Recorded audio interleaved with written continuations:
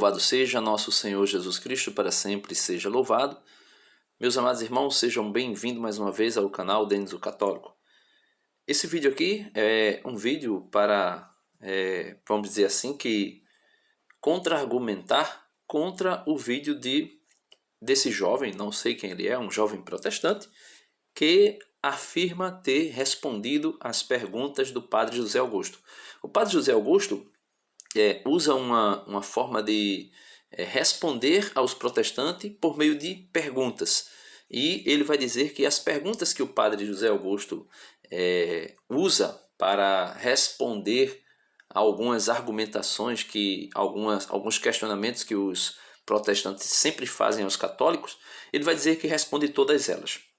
Então ele faz isso, infelizmente, com todo respeito ao jovem, não sei nem quem ele é, mas ele faz isso, afirma fazer isso, que na verdade ele não faz, mas ele diz que faz, deturpando as Sagradas Escrituras.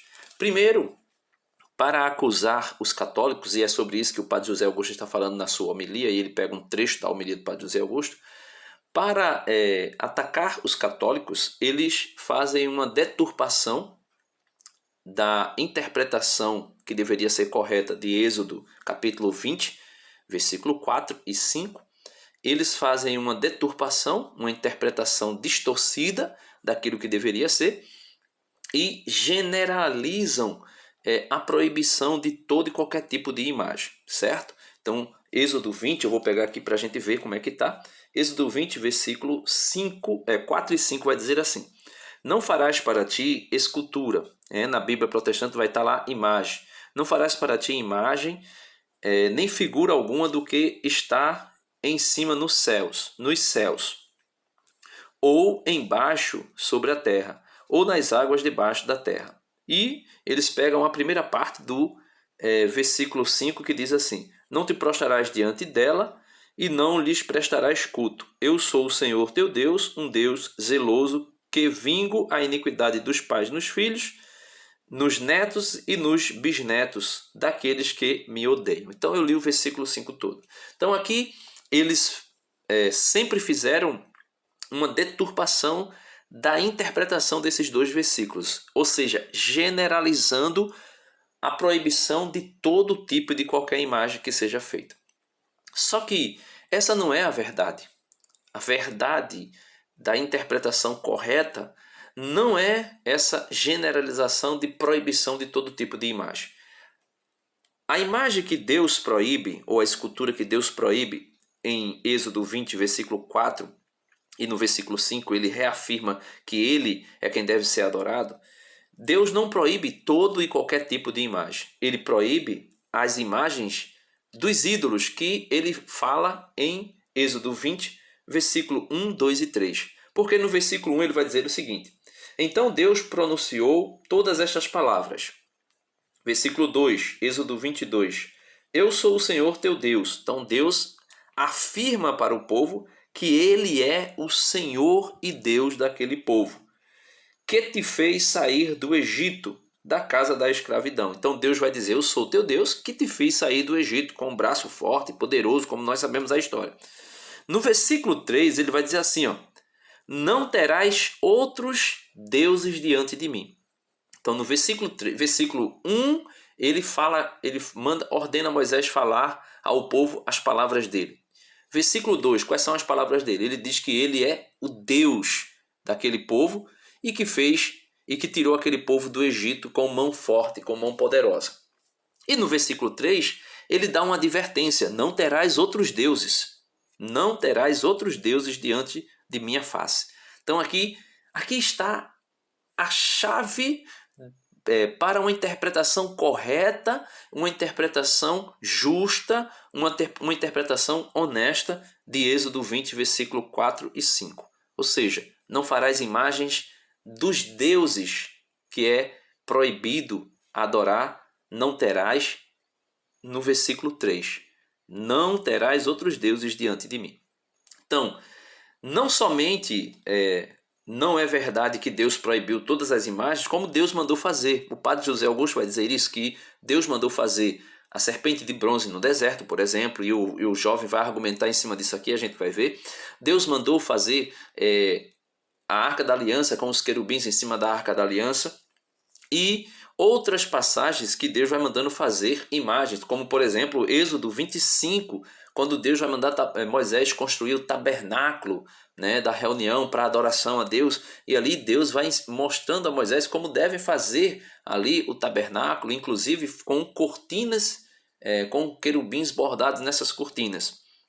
E, meus amados irmãos, por incrível que pareça, no capítulo 31 do livro do Êxodo, Deus não somente mandou fazer imagem, mas Deus colocou o espírito dele, um espírito de sabedoria dentro de alguns homens específicos que Deus escolheu. Veja, Deus escolheu alguns homens, e estes que Deus escolheu, ele colocou o seu espírito dentro desses homens para que eles pudessem trabalhar a arte, fazer imagens, e usando madeira, pedra e metal. Veja o que diz Êxodo 31.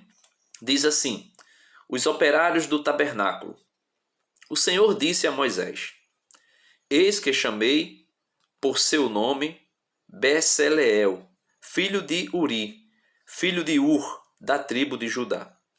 Deus diz: eu o enchi do Espírito Divino para lhes dar sabedoria, inteligência e habilidade para toda sorte de obras, invenções, trabalho de ouro, de prata, de bronze, gravuras em pedras, de engastes, trabalho em madeira e para executar toda sorte de obras.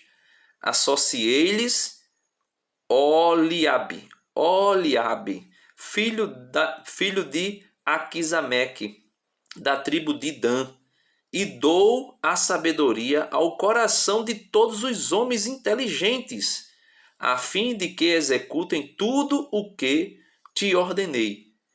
A tenda de reunião, a arca da aliança, a tampa que a recobre e todos os móveis da tenda. Então, não somente Deus mandou fazer imagem, como Deus infundiu em alguns homens um espírito de sabedoria para poderem trabalhar a arte, trabalhar a arte em ouro, prata, bronze, madeira e pedra e outros objetos.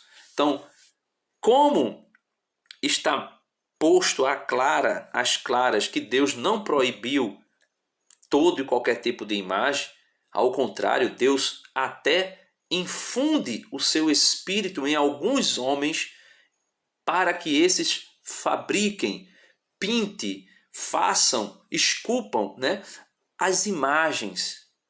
Então, quando nós mostramos que essa interpretação deturpada, errônea e até por ignorância, eu não sei, desonesta, de Êxodo 20, versículo 4 e 5, quando a gente mostra que não é assim, aí vem outra generalização. Eu vou colocar o vídeo dele um pouco acelerado, espero que vocês tenham paciência, né? Vou colocar aí o padre José Augusto também falando, para que você entenda o contexto do que está se tratando, porque o padre José Augusto vai dizer: responda ao protestante fazendo uma pergunta a ele, né?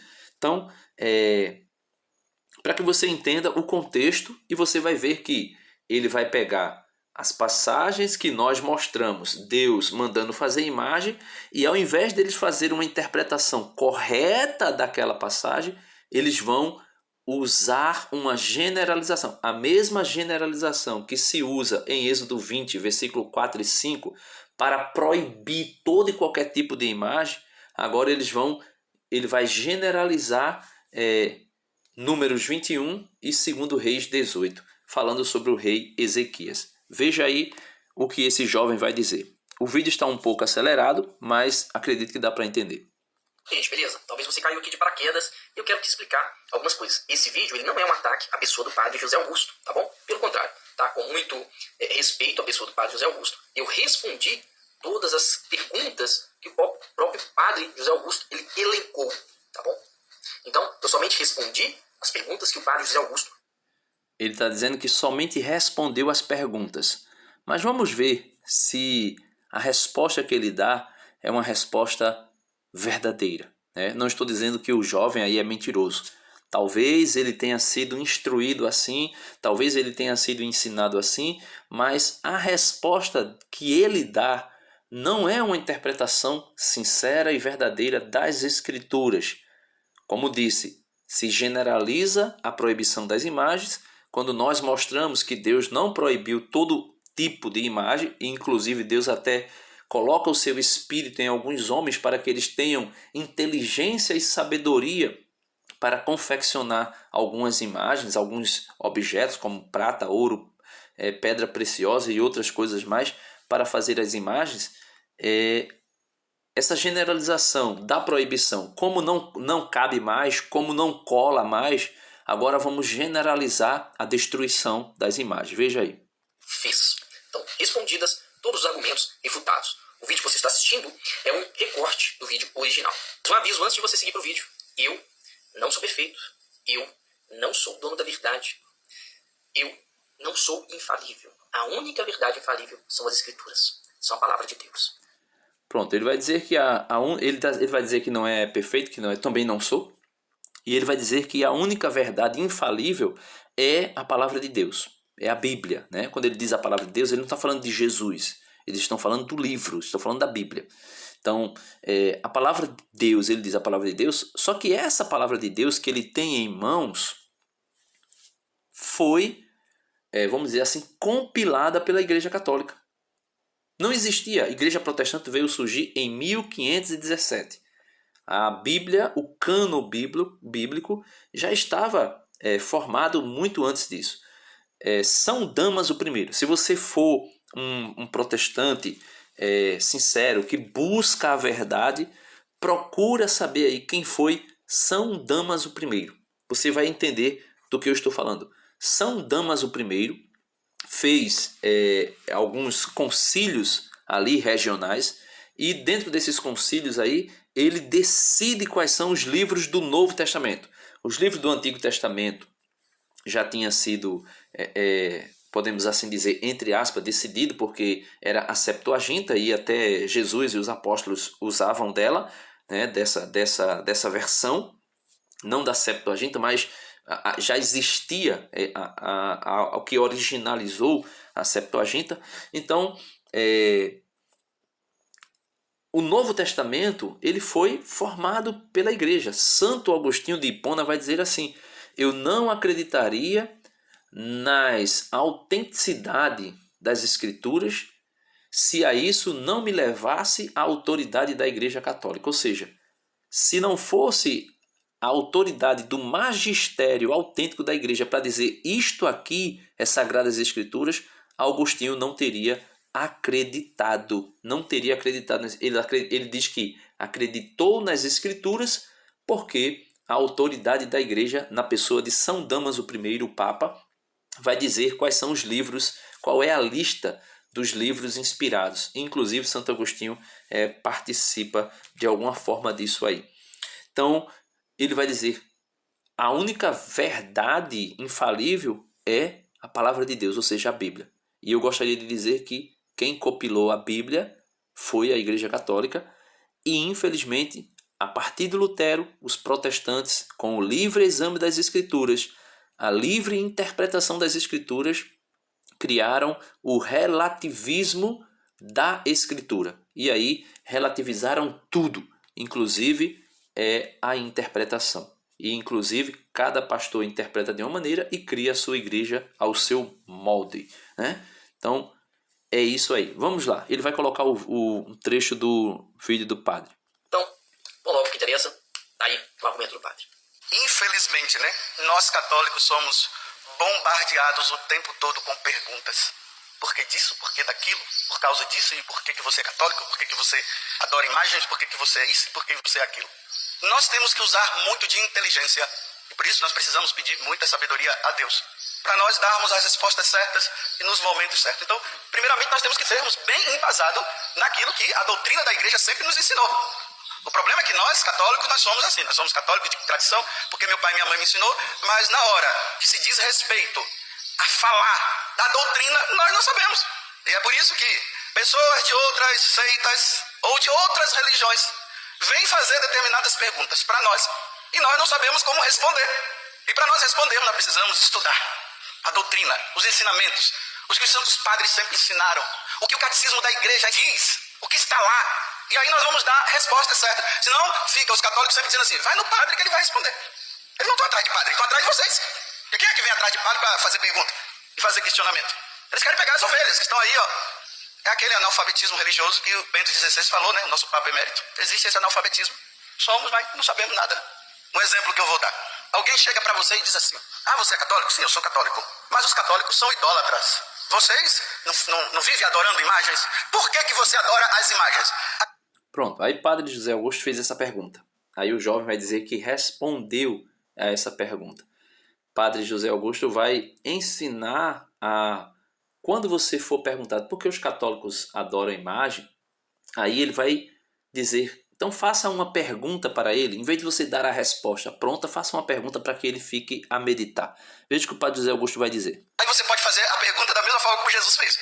Olha, no livro de Números, no capítulo 21, quando o povo estava no deserto e começou a murmurar, e as serpentes começaram a mordê-los, e estava morrendo muita gente, aí o povo pediu a intercessão de Moisés, e Deus, na intercessão, Moisés reza, e Deus diz para ele, faça uma imagem de bronze de uma serpente. Coloque ela numa haste, e todos aqueles que olharem para aquela serpente serão curados. Se você me responder por que Deus mandou erguer aquela serpente de bronze, porque Deus disse que não podia construir, fazer imagens de nenhuma espécie no céu, na terra, nem de animais, nem de homens. Então, se você me responder por que Deus mandou fazer aquela serpente de bronze, eu posso dizer para você porque na minha igreja tem imagens. Eles não vão te responder. Porque se Deus disse para não construir imagem, por que Ele mandou fazer uma imagem de bronze? E todos aqueles que olhassem para ela ficariam curados. A minha resposta. Por que Deus mandou fazer uma serpente de bronze no deserto? Se ele proibiu isso no segundo mandamento, será que é uma contradição? Será que o próprio Deus está mandando desobedecer o próprio mandamento que ele mesmo criou, ordenou? É muito perigoso usar esse argumento. Por quê? Porque isso pode levantar dúvidas quanto àquilo que Deus ordena. Veja que ele já pega a fala do Padre José Augusto e traz para uma ideia de que o Padre José Augusto estaria alegando que quando Deus mandou construir a serpente de bronze, Deus estaria, vamos dizer assim, que ordenando Moisés a descumprir o que tinha ordenado lá em Êxodo 20, versículo 4, não fazer imagem. Então veja, quando ele está alegando que o padre está dizendo que se Deus mandou construir a serpente de bronze, então Deus estaria contrariando a si mesmo ou ordenando Moisés a desobedecer o mandamento da proibição de imagem. Percebe? Dá para perceber aí a argumentação tendenciosa para levar à confusão na cabeça das pessoas? A questão aí é o seguinte, a serpente de bronze nada tem a ver com as imagens que foram proibidas em Êxodo 20, como eu mostrei no início do vídeo. Mas ele leva as pessoas que estão assistindo o vídeo dele a entenderem isso, que o Padre José Augusto estaria dando uma forma de, deixando no ar uma forma de que Moisés, autorizado por Deus, estaria agora, vamos dizer assim, livre para quebrar o mandamento de proibir imagem que Deus tinha proibido. Mas a gente viu que Deus proibiu a imagem de deuses, não foi imagens no sentido generalizado. Tanto é que ele manda fazer. Mas vamos ver o que é que ele vai falar dessa questão da serpente de bronze. Utilizar isso para tudo. Quer ver? Vamos lá. Se Deus mandou Moisés quebrar o mandamento, então isso abre diversas janelas para o pecado na minha vida. Onde o único que vai ficar satisfeito de verdade é o próprio diabo. Um espaço de sobra para fazer o serviço dele, que é matar, roubar, destruir. Então, tome cuidado, irmão. Esse argumento, que se você for defender a sua fé, não use esse argumento. Tá bom? Isso abre, assim, diversas janelas, que pode levantar... Veja só, é incrível, é incrível como... Eu não consigo entender como é que uma pessoa chega a fazer esse tipo de coisa. Ele diz que o Padre José Augusto está deixando a entender que Deus mandou Moisés quebrar o mandamento, não farás imagem. uma coisa não tem nada a ver com a outra. Uma coisa tem nada a ver com a outra. Mas vamos lá. Em questões, né, de tirar a pessoa da fé, poder fazer a pessoa pecar mesmo, né, abrir janelas para o pecado. Então, por que Deus mandou fazer uma serpente de bronze no deserto? Se ele proibiu isso no segundo mandamento. Vamos lá. Nada explica melhor a Bíblia do que ela mesma. A palavra de Deus é a nossa regra de fé e prática. Ela é o supremo tribunal a quem devemos sempre recorrer para tirar as nossas dúvidas. É a palavra de Deus, devemos sempre recorrer para tirar as nossas dúvidas. Primeira coisa. Ele vai dizer que a Bíblia é o tribunal que a gente deve recorrer para tirar as nossas dúvidas. Aí a minha pergunta que fica é: os reformados, Lutero pensava uma coisa sobre a ceia. Lutero dizia que era consubstanciação, que Jesus estava unido ao pão e ao vinho, enquanto o culto estava sendo celebrado. Calvino já interpreta como símbolo. Os adventistas dizem que tem que se guardar o sábado. A maioria dos protestantes vão dizer que não, temos que guardar o domingo, que é o dia que o Senhor ressuscitou. Os adventistas do sétimo dia vão dizer que Jesus é o arcanjo Miguel. É Deus, mas é o arcanjo Miguel. Outro grupo protestante, que são os testemunhas de Jeová, vão dizer que Jesus é o arcanjo Miguel, mas que Jesus não é Deus. Jesus é um Deus menor, inferior. Como acreditavam os gnósticos, do protopai vai surgindo outros eões, outros deuses. Os protestantes, por exemplo, os neopentecostais e também alguns batistas, não aceitam o batismo o batismo de criança. Os reformados, os anglicanos, os presbiterianos, os luteranos, eles aceitam o batismo de criança. Claro que diferente um pouco daquilo que é a doutrina católica, mas assim mesmo eles aceitam como sendo o batismo de promessa. Então, assim, como é que eu posso dizer que eu vou à Bíblia e simplesmente indo à Bíblia eu resolvo tudo que a Bíblia apresenta? Se tem algum texto na Bíblia que, vamos dizer assim, não é obscuro, mas que é um pouco, tem um véu sobre esse texto, seriam textos difíceis de compreender, porque não tem muita coisa que se revela. Por exemplo, a carta de Judas, no versículo 9, vai dizer que o arcanjo Miguel guerreava contra Satanás a respeito do corpo de Moisés, né? Guerreava, disputava a respeito do corpo de Moisés. O arcanjo Miguel contra Satanás. E o arcanjo Miguel vai dizer: eu não vou lançar sobre ti palavra injuriosa alguma, apenas direi que o Senhor te repreenda. Os adventistas do sétimo dia, para sustentar a mortalidade da alma, coisa que a maioria dos protestantes acreditam diferente, que acreditam que a alma é imortal, os adventistas, para argumentar que a alma é mortal, eles vão dizer que nesse versículo 9 da carta de Judas, o arcanjo Miguel, citado aí, que para os adventistas é o próprio Jesus, disputava a respeito do corpo de Moisés e naquele momento ali ressuscita Moisés. Não se fala de ressurreição, se fala apenas de uma disputa a respeito do corpo de Moisés, e é um texto, podemos dizer, obscuro, um texto que não tem clareza, não se sabe por que eles disputavam a respeito do corpo de Moisés. Mas os adventistas, querendo arrumar uma solução para a mortalidade da alma, no sentido de dizer que a alma morre junto com o corpo e só vai voltar a ressuscitar quando o corpo ressuscitar, a alma vai voltar a ter vida, ou seja, o ser humano é alma vivente. Quando Moisés aparece na transfiguração junto com Elias, Elias foi arrebatado aos céus. Então supõe-se que Elias estava vivo quando apareceu junto com Jesus lá no Monte da Transfiguração. Sim, mas Moisés morreu. Os adventistas vão dizer que em Judas, versículo 9, Jesus ressuscita Moisés. Mas ali não fala disso. Então, como explicar a Bíblia sem o magistério da igreja? Como entender a Bíblia sem a tradição apostólica? Como isso é possível? Não é possível. Mas esse garoto diz que é possível. A Bíblia auto se explica, a Bíblia auto se interpreta.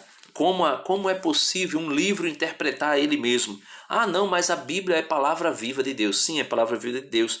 Mas existem textos, como esse texto, versículo 9 da carta de Judas, que ninguém sabe por quê, né? Pode-se ter conjecturas.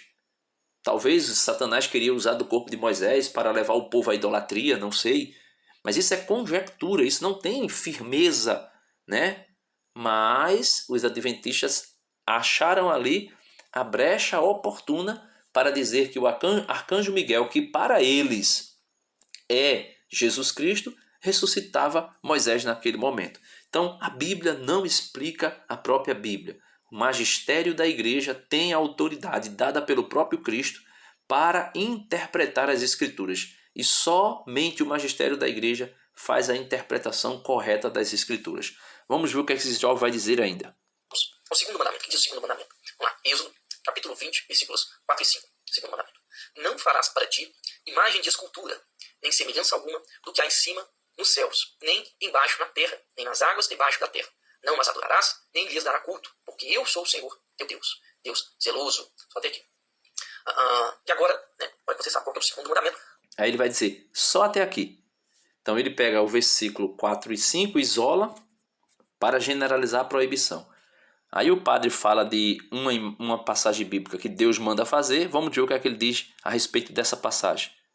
Que era proibido, mas agora Deus mandou fazer. Então, se Deus mandou fazer, vamos ver o que é que ele vai dizer. Vamos para Números, capítulo 21, versículos do 4 ao 9. Vamos lá, diz assim. Então, partiram do monte Or pelo caminho do Mar Vermelho, a rodear a terra de Edom. Porém, o povo se tornou impaciente no caminho. E o povo falou contra Deus e contra Moisés. Por que nos fizeste subir do Egito para que morramos nesse deserto, onde não há pão nem água?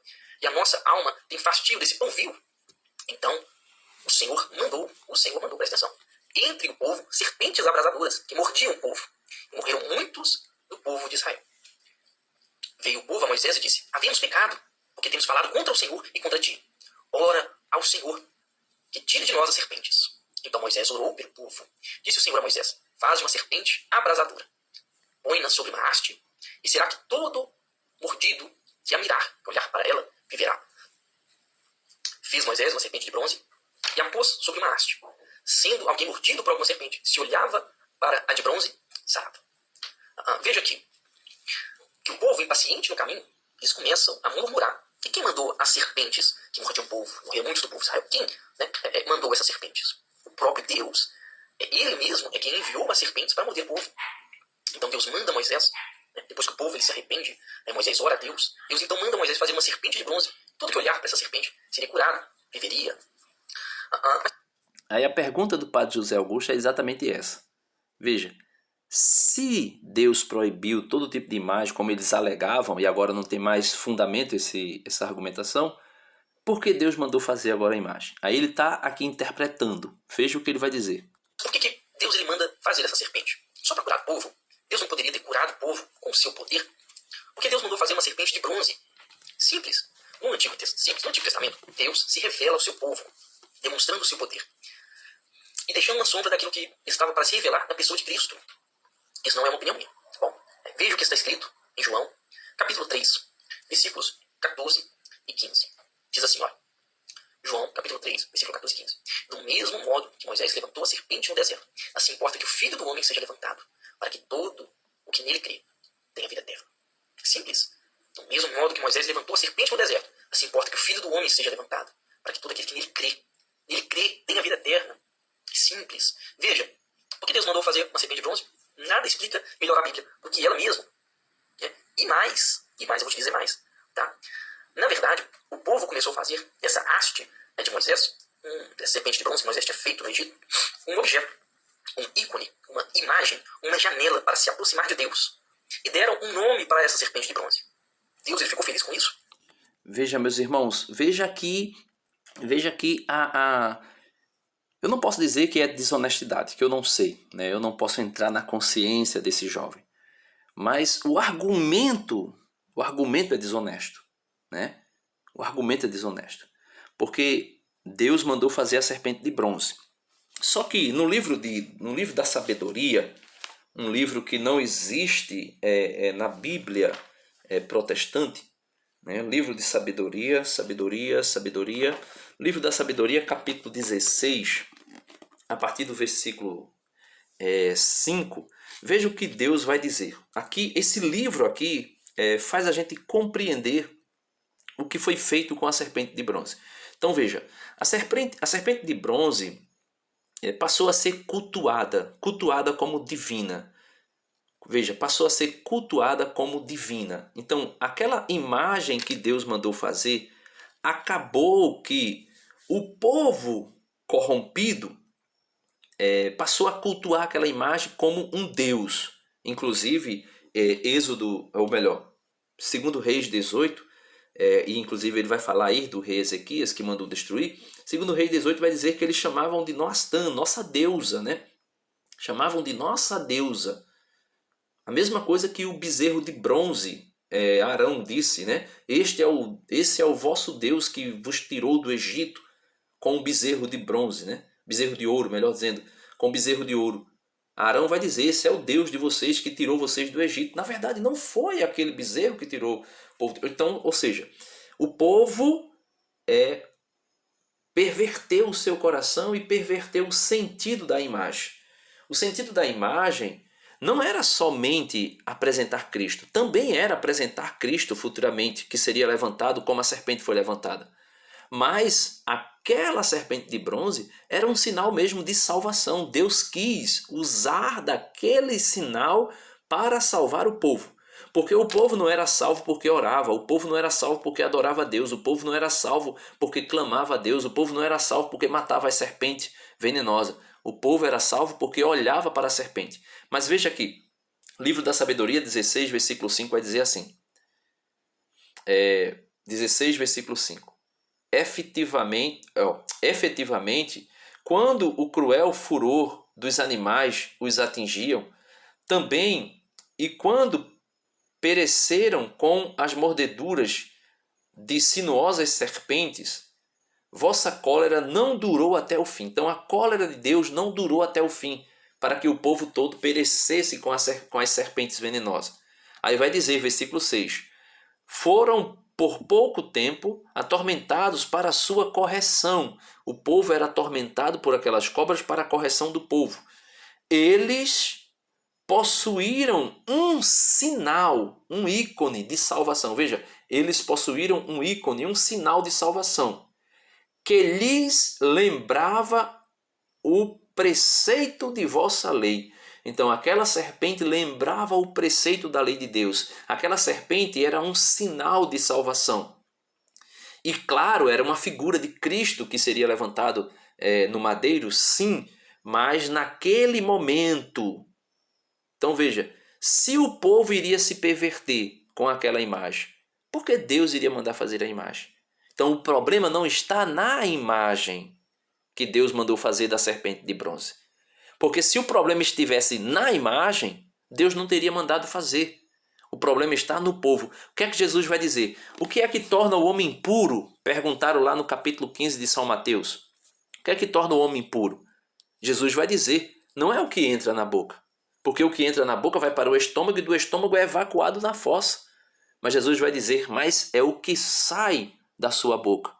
E o que sai da boca do homem é o que torna o homem impuro. Aí ele vai dizer idolatria, feitiçaria, cobiça, rixa, ciúme, briga, discussões, discórdia. Ou seja, todo pecado é gerado no interior do homem. São Tiago vai dizer isso. Que todo pecado é como uma criança. Primeiro é desejado, depois é concebido, depois é gerado e depois é dado à luz. E aí, sim, é pecado de morte, é pecado mortal. Então, ele vai dizer que aquela serpente era um sinal de salvação, que lhes lembrava o preceito de vossa lei. Mas o que foi que aconteceu com o povo? E quem se voltava para ele, para o sinal de salvação, para a serpente de bronze, era salvo. Não em vista do objeto que olhava. Veja, não em vista da imagem da serpente de bronze. Mas por vós, Senhor, que sois o Salvador de todos. Então, o povo começou a adorar essa imagem, mudaram o sentido da imagem. O sentido é, a gente olha para a imagem e a gente lembra do preceito de Deus, da lei de Deus. E lembrando do preceito da lei de Deus, a gente obedece a Deus. A gente não vai procurar mais desobedecer a Deus. Então, quando a gente obedece a Deus, é melhor do que sacrificar, porque Deus vai dizer, né? O sacrifício, eu não me agrado de sacrifício, mas de obediência. O que adianta sacrificar e não obedecer? Mais vale obedecer do que sacrificar. Então, a gente lembra do preceito. Olhando para a serpente de bronze, a gente lembra do preceito. É isso que a serpente de bronze que foi levantada no deserto deveria fazer. Só que o problema não está na serpente. A serpente foi Deus que mandou fazer. O problema está no coração do povo. O povo, como Moisés alegou várias vezes, é um povo de cabeça dura. Então a dureza do coração do povo leva o povo a se desviar dos preceitos de Deus, se desviar da obediência a Deus e passam a cultuar aquela imagem como sendo um ídolo. E aí é o que ele vai falar agora do rei Ezequias. Onde que está escrito isso? Olha o que o rei fez. Segundo Reis 18. Olha o que o rei Ezequias fez no início do seu reinado. Com esse objeto, com esse ícone, com essa imagem que o povo começou a usar para tentar se aproximar de Deus. Diz assim, 2 Reis, capítulo 18, versículos 1, 3 e 4. Diz assim, no 3º ano de Oséias, filho de Elá, rei de Israel, começou a reinar Ezequias, filho de Acás, rei de Judá. Fez ele o que era reto perante o Senhor, segundo tudo o que fizera Davi seu pai. Removeu os altos, quebrou as colunas e deitou abaixo o poste ídolo. E fez em pedaços a serpente de bronze que Moisés fizera. Porque até aquele dia os filhos de Israel lhe queimavam incenso e lhe chamavam Neustã. O que esse rei fez? Agradou o Senhor? O que aconteceu com esse rei depois que ele fez isso? Deus matou esse rei? O rei simplesmente destruiu a serpente de bronze que ele tinha mandado Moisés fazer no deserto. O que esse rei merecia? Esse rei destruiu um ícone, destruiu uma imagem que o próprio Deus mandou Moisés fazer no deserto. O que esse rei ele merecia? Olha o que a Bíblia vai dizer desse rei Ezequias. Ainda, nos versículos 5 e 6, versículo seguinte, olha só. Confiou no Senhor, Deus de Israel, de maneira que depois dele não houve seu semelhante entre todos os reis de Judá, nem entre os que foram antes dele. Porque se apegou ao Senhor, não deixou de segui-lo. Guardou os mandamentos que o Senhor ordenara a Moisés. Ele guardou os mandamentos que o Senhor ordenou a Moisés. Tá? Então, eis aí a resposta da primeira pergunta. Pronto, ele está dizendo que essa é a resposta da primeira pergunta. Veja, o rei Ezequias guardou os mandamentos. A serpente de bronze era para fazer o quê? Para lembrar o povo a guardar os mandamentos. Como o povo perverteu o seu coração e desviou como é que eu posso dizer, a função daquela serpente de bronze, como o povo desviou a função dela, a função era lembrar o povo do preceito, assim como o rei Ezequias permaneceu fiel aos preceitos do Senhor. Como o povo se desviaram o seu coração, desviaram a verdadeira função e finalidade daquela serpente de bronze, que era lembrar o povo o preceito de Deus e salvar as suas vidas pela obediência, o que foi que o rei Ezequias fez? Destruiu aquela serpente de bronze, e não somente a serpente de bronze, mas outros lugares altos que existia de culto de idolatria. Então, o problema não está na imagem, o problema está no interior do homem. O problema não é a imagem. Então nós podemos ver que aquela generalização de proibição de imagem não é verdadeira. É uma interpretação falsa, é uma interpretação tendenciosa, podemos dizer que é uma interpretação mentirosa. Não existe a generalização da proibição de imagem. Aí, o que é que esse jovem vai fazer? Isso é muito perigoso. Ele agora vai generalizar a atitude do rei Ezequias, que destruiu um objeto que era um objeto litúrgico, um objeto que tinha uma finalidade e o povo passou a usar com outra finalidade. Por exemplo, a Bíblia. A Bíblia, ela tem uma finalidade, levar o povo à instrução. O que é que tem muitos pastores fazendo? Deturpando ela e irricando com ela, levando o povo a ser escravo desses mesmos pastores. Então, nós iríamos hoje destruir as Bíblias? Não podemos destruir as Bíblias. Poderíamos até fazer, porque a Bíblia está sendo usada para uma finalidade que não é a verdadeira. Mas a gente estaria aí enxugando gelo se fôssemos fazer isso. Tanto é que até hoje existe imagens aí com a função real dela, que é um ícone para mostrar a Cristo. Diferente do que ele falou aqui. Eles pegaram aquela imagem e tentaram fazer um ícone. Não, eles fizeram da serpente de bronze não um ícone. Ela era um ícone antes deles deturparem a verdadeira função da serpente. Antes deles distorcerem a verdadeira finalidade da serpente, ela era um ícone. Ela era um ícone que apontava para Cristo. Apontava para Cristo no Novo Testamento. Cristo no madeiro da cruz.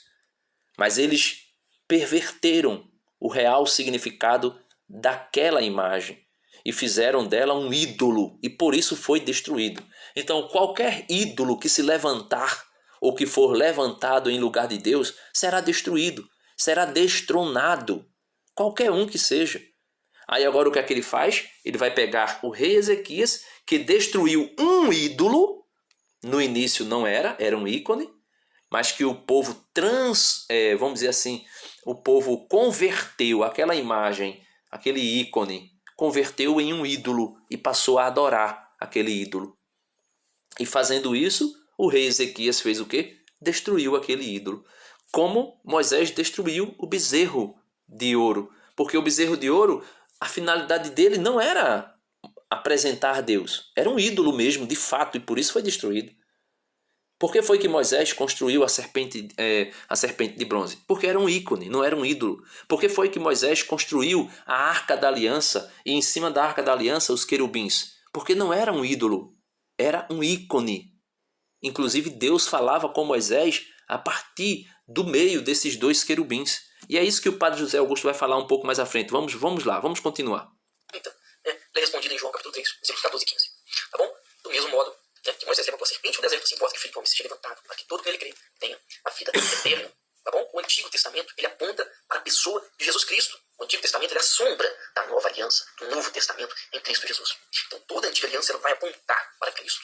Né? E Deus vai colocando na história, né, para nós podermos olhar para a lei, e a lei podemos atrair para Cristo. Bom, é justamente isso. Beleza? Só que o padre, ele ainda deixa uma questão em aberto. Aí você fala assim também, olha, a Arca da Aliança era como? Você sabe o que era a Arca da Aliança? Eu sei. Era um baú folhado a ouro, de madeira de acácia, tinha 2 querubins assim, um do lado do outro, ali tinha um prato, onde se derramava o sangue, e ali tinha a Torá. Por que quando a Arca da Aliança chegava, que tinha 2 querubins, as tábuas da lei, e o prato lá, que era colocado sangue, quando ela chegava sendo levada pelos sacerdotes, por que as pessoas se dobravam diante daquela arca?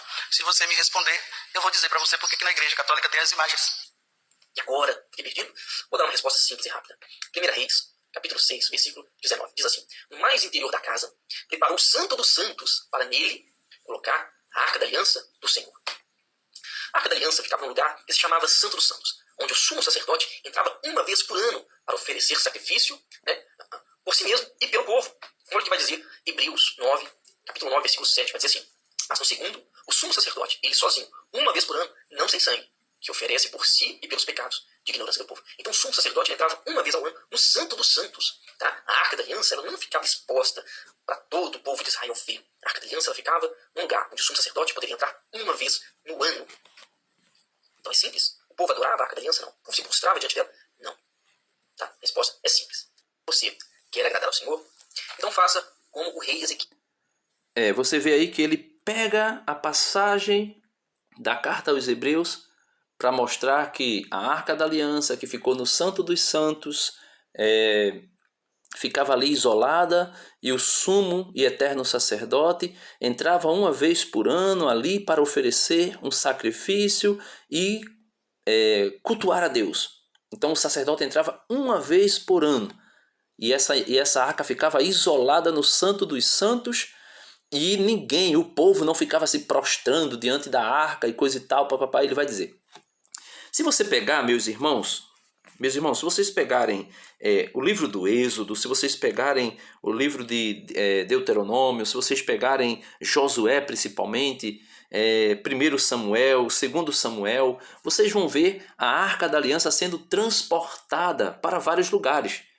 E, inclusive, uma pessoa que não poderia tocar na Arca da Aliança, eu não lembro o nome do rapaz agora, porque eu vim fazer esse vídeo aqui meio que de surpresa, não separei muitas imagens, muitas passagens. Vai mostrar lá que ele tenta, a Arca da Aliança vai cair de cima da carroça, né, que os bois estavam transportando a Arca da Aliança. E quando ela vai caindo, o homem tenta tocar e ali vai dizer que Deus mata aquele homem porque ele não era apto para tocar na Arca da Aliança. Aí esse jovem vai dizer que a Arca da Aliança ficava isolada dentro do Santo dos Santos e ninguém se aproximava dela. Vamos ver. Como eu disse, eu não peguei passagens bíblicas, não fui pesquisar, mas eu peguei passagens que eu lembrava de cabeça. Por exemplo, o livro de Josué, capítulo 7, a partir do versículo 8, ou melhor, a partir do versículo 6, veja o que Josué, né, o sucessor de Moisés, que construiu a Arca da Aliança, vamos ver o que Josué vai fazer diante da Arca da Aliança e o que é que todo o povo de Israel vai fazer diante da Arca da Aliança. Vamos lá. Josué, capítulo 7, versículo 6. Josué rasgou suas vestes e prostou-se com a face por terra, até a tarde, diante da Arca do Senhor. A Arca do Senhor é a Arca da Aliança. Vou repetir para que todos entendam, para que todos compreendam que esse jovem está dizendo que as pessoas não se prostravam diante da Arca da Aliança, que as pessoas não se ajoelhavam diante da Arca da Aliança. Apenas o sumo sacerdote, uma vez por ano, para ir oferecer um sacrifício. Isso é mentira. Se você ler o Antigo Testamento, você vai ver inúmeras passagens. Davi vinha dançando junto com a Arca da Aliança, quando tomou a Arca da Aliança de novo e trouxe para Israel. Davi vinha dançando, todo o povo dançava, louvava a Deus atrás da Arca da Aliança. Josué deu voltas na cidade de Jericó com a Arca da Aliança e todo o povo atrás deles, os sacerdotes e Josué e todo o exército, todo o povo de Israel.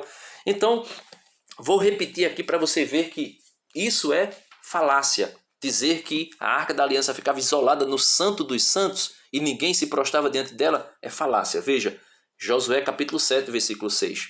Josué rasgou suas vestes e prostou-se com a face por terra, até a tarde, diante da Arca do Senhor. Essa Arca do Senhor é a Arca da Aliança.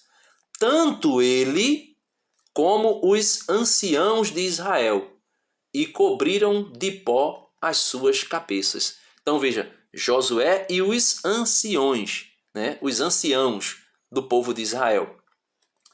E jogavam, né, pó sobre suas cabeças em sinal de penitência. Ah, Senhor, clamou Josué, por que fizestes este povo passar o Jordão para nos entregardes nas mãos dos amorreus, que nos destruirão? Oxalá tivéssemos ficado do outro lado do rio. Que direi eu, Senhor, vendo Israel voltar as costas aos seus inimigos? Então, aqui nós podemos ver que Josué e os anciãos se prostravam diante da arca. Josué vai dizer que todo o povo passou o Jordão. E como foi que o povo passou o Jordão? Passou o Jordão atrás da arca. A arca ia na frente como procissão, assim como nós fazemos procissão de ícones. Nós pegamos alguns ícones, algumas imagens e fazemos procissão. Josué fez procissão. Josué ia com os sacerdotes e os anciãos do povo à frente, carregando a arca, e o povo vinha atrás, louvando e adorando a Deus. Então, nós podemos ver que é mentira essa história de dizer que não se prostravam diante da arca. Não somente Josué, como muitos e muitos outros se prostraram diante da arca. Davi dançou diante da arca. E Davi não era sacerdote. Davi não era sumo sacerdote. Davi não era sumo sacerdote. Mas Davi dançou, né? Inclusive a filha do rei Saul criticou Davi porque dançava, né, com um eufode, um short, podemos assim dizer, como aquele Leônidas de 300, aquela tanguinha, podemos assim dizer. Aí ela vai dizer: que vergonha o meu rei dançando quase nu diante de seus súditos. E vai dizer que Deus lançou sobre ela um castigo e ela não deu à luz, ou seja, ela não gerou filho até o dia de sua morte, ou seja, morreu sem gerar filhos por causa disso. E o povo todo, né, seguia Davi dançava, celebrava a Deus diante da Arca da Aliança. E todos que entravam no Santo dos Santos, o sumo sacerdote, e na tenda, no tabernáculo que Moisés tinha feito, todos que chegavam diante da arca se prostravam. O Senhor falava com Moisés do meio dos dois querubins. E Moisés com certeza se prostrava, claro que diante da glória de Deus, mas também diante das imagens do ícone, daqueles dois querubins, dos quais Deus falava com Moisés. E agora, meus irmãos, o que é que ele vai fazer? Ele aceita que Deus não proíbe todo tipo e qualquer tipo de imagem? Não, ele vai deturpar. Da maneira que eles deturpavam Êxodo 20, versículo 4 e 5, para proibir todo tipo de imagem, ele agora vai deturpar o que fez o rei Ezequias. O rei Ezequias destruiu um ídolo que antes era um ícone, mas pelo povo que tinha o seu coração corrompido, converteram esse ícone em um ídolo, e esse ídolo que o povo dizia que era nossa deusa, Noastã, o rei Ezequias, recebendo ordem de Deus, destrói. Então, Deus mandou construir e Deus mandou destruir. Porque a finalidade daquele ícone tinha sido convertida em ídolo. Então deixou de ser um ícone e passou a ser um ídolo. Não porque Deus tinha mandado fazer um ídolo, mas porque o povo que estava com o coração corrompido e não se lembrava dos preceitos de Deus, converteram aquela imagem, aquele ícone ordenado por Deus, para um ídolo. E assim o rei Ezequias destrói o ídolo, serpente de bronze. Naquele contexto, naquele momento da história, a serpente de bronze era um ídolo. Quando Deus mandou Moisés construir a serpente de bronze, ela não era um ídolo, ela era um ícone que apontava para Cristo e que era um sinal de salvação para o povo ali, naquele momento em que estavam sendo mordidos pelas cobras. Então, meus amados irmãos, é simples, é claro, é objetivo. Se deturpa a Bíblia somente com o intuito de tirar as pessoas da Igreja Católica. E veja como ele conclui o vídeo aí, dizendo: se você quer agradar a Deus, faça como fez Ezequias. Veja que ele está aqui fazendo uma apologia. Veja, ele está fazendo uma apologia às pessoas destruir as imagens sacras. Veja se não é uma apologia que ele está fazendo. Olha o que vai dizer, vamos ver de novo, 2 Reis, capítulo 18, versículos 3 e 4, olha lá. Fez ele, quem? Ezequias, fez ele o que era reto diante do Senhor, segundo tudo que fizera Davi seu pai. Removeu os altos, quebrou as colunas e deitou abaixo o poste ídolo. Fez em pedaços a serpente de bronze que Moisés fizera. Porque até aquele dia, até aquele momento, os filhos de Israel lhe queimavam incenso. Eles chamavam Neustã. Você quer agradar ao Senhor? Faça como fez o rei Ezequias. O rei Ezequias, ele fez o que era reto aos olhos do Senhor. O que é que ele está dizendo aí? Uma apologia ao crime de preconceito religioso. Não sei se seria preconceito religioso, não seria, não é um crime de... não lembro agora, fugiu a palavra, né? Quando você comete um crime contra a religião do outro, né? Ou seja, ele está aí fazendo uma apologia para que as pessoas façam como fizeram o rei Ezequias, destruir as imagens. O rei Ezequias destruiu as imagens, como a gente viu, uma imagem que Deus tinha mandado fazer, mas que foi convertida em um ídolo, e por isso o rei Ezequias destruiu. Aí ele está dizendo: se você quer verdadeiramente agradar ao Senhor, faça como fez Ezequias, destrua as imagens. Destrua as imagens. Ele só faltou dizer isso, né? Ele não disse, mas ele disse: faça o que fez Ezequias. O que foi que Ezequias fez? Destruiu a serpente de bronze e outras imagens que eram ídolos. A de bronze que tinha se convertido em um ídolo, tinha sido convertida em um ídolo, e outras. Aí ele vai dizer: faça o que fez Ezequias. O que fez Ezequias? Destruiu as imagens. Aí ele está dizendo: faça isso, católico, destrua as imagens. Se você quer verdadeiramente agradar ao Senhor, você não precisa se arrepender dos seus pecados, você não precisa deixar a sua vida velha, você não precisa abandonar os seus vícios, você não precisa ir à missa e cultuar a Deus verdadeiramente na sua única e verdadeira igreja. Se você quer agradar verdadeiramente a Deus, você não precisa fazer nada disso, você precisa fazer apenas o que fez o rei Ezequias: destruir as imagens. É isso que esse jovem está ensinando. Infelizmente, se não é o que dá a entender, né? Então não posso entrar na consciência das pessoas, mas é o que dá a entender que ele está dizendo: você quer ser feliz, católico? Você quer agradar verdadeiramente a Deus? Destrua as imagens que tem na sua casa, que tem na sua igreja. É isso que ele está dizendo. E deixa ele concluir o vídeo aí. E o Senhor, vai dizer no versículo 5, confiou no Senhor, Deus de Israel, confia no Senhor. Confia somente no Senhor. Tá? Se apegue ao Senhor, como fez o rei Ezequias. Tá bom? Então, se você quer fazer aquilo que é reto, fazer aquilo que agrada ao Senhor, faça como o rei Ezequias. Ele agradou ao Senhor. Ele fez como Davi, seu pai. Tá? Então, abandone.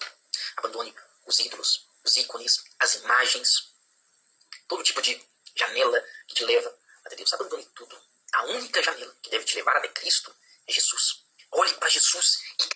Pronto. Aí ele conclui, né? Destrua os ícones. Os ícones. Destrua as imagens. Destrua os ídolos. Aí ele pega o ícone, as imagens e coloca no mesmo pacote que os ídolos. Destrua tudo isso. O que importa é Jesus. Olhe para Jesus e destrua as imagens. Destrua tudo. Olhe para Jesus. Olhar para Jesus. Olhar para Jesus. Quantos olharam para Jesus e não se salvaram? Quantos ouviram as palavras de Jesus e não se salvaram? Quantos estão dizendo por aí: Senhor, Senhor? Diz Jesus: vocês me chamam mestre, Senhor, Senhor, mas vocês não fazem o que eu digo. Por quê? Porque nem todo aquele que diz Senhor, Senhor entrará no reino dos céus. Ou seja, meus irmãos, se generaliza a proibição, como não cabe, como não é possível generalizar a proibição, porque todo mundo já está careca de saber que Deus não proibiu imagem, Deus não proibiu ícones, Deus proibiu ídolos, deuses falsos. Aí, o que é que se generaliza agora? Se generaliza a destruição de todas as imagens. Deus abençoe vocês, até o próximo vídeo, se Deus quiser, mas é isso aí, né? A deturpação leva à deturpação. A corrupção das escrituras vai levando à corrupção das escrituras. Infelizmente, o relativismo religioso, a Torre de Babel, que tem se tornado o protestantismo, traz para nós essas pérolas. Deus abençoe vocês e até o próximo vídeo, se Deus quiser.